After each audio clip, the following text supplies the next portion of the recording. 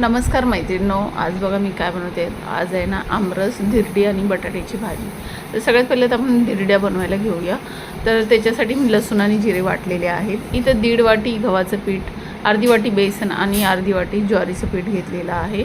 लसूण आणि जिरे वाटलेले ते टाकलेले आहेत. चवीपुरतं मीठ आणि हळद टाकायची आहे. आणि याला आहे ना आपल्याला डोश्यासारखं बॅटर बनवून घ्यायचं आहे. आता आपल्याला बघा त्याच्यामध्ये पाणी जेवढं बसेल तेवढं पाणी टाकायचं आहे.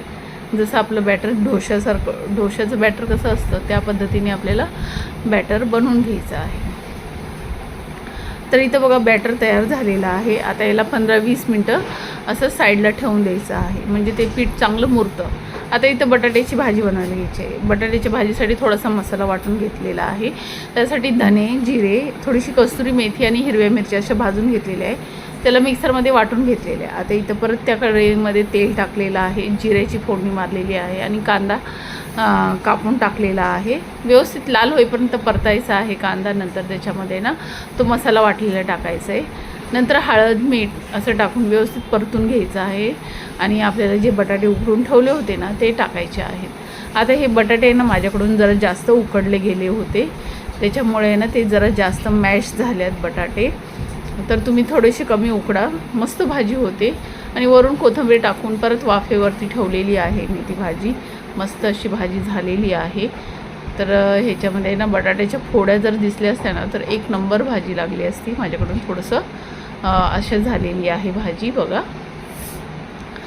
तर इथं बटाट्याची भाजी पण तयार झालेली आहे. आता आपल्याला धिरड्या बनवून घ्यायच्या आहेत. मी आमरस पहिलंच बनवून घेतला होता. तर बघा इथं पॅन ठेवलेला आहे. आपलं बॅटर मस्त तयार झालेलं आहे आणि आपल्याला डोश्यासारखं ते टाकायचं आहे. आणि बघा थोडं वरून तेल टाकायचं आहे आणि परत पलटी मारायचं आहे.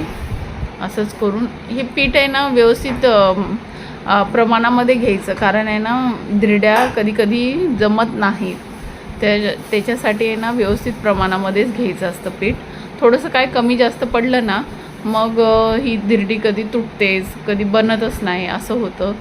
ह्याचं खूप हे असतं, त्याच्यामुळे व्यवस्थित प्रमाणामध्ये घ्यायचं असते. आता इथे असेच करून मी सगळे धिरडे बनवून घेतलेले आहेत बघा. मस्त असे झालेले आहेत. आता तुम्हाला ताट पण तयार करून दाखवते. तर आमरस, धिरडी आणि बटाट्याची भाजी. तर चला तर मग या खायला तुम्ही पण. मस्त असा बेत झालेला आहे. आणि माझी ही रेसिपी आवडली असेल तर लाईक, शेअर, सबस्क्राईब करायला विसरू नका. कमेंट करून सांगा की तुम्हाला कशी वाटली आणि तुमच्या गावाला हे सगळं बनवतात का हे पण मला सांगा. मस्त असं झालेलं आहे. चला तर मग बाय.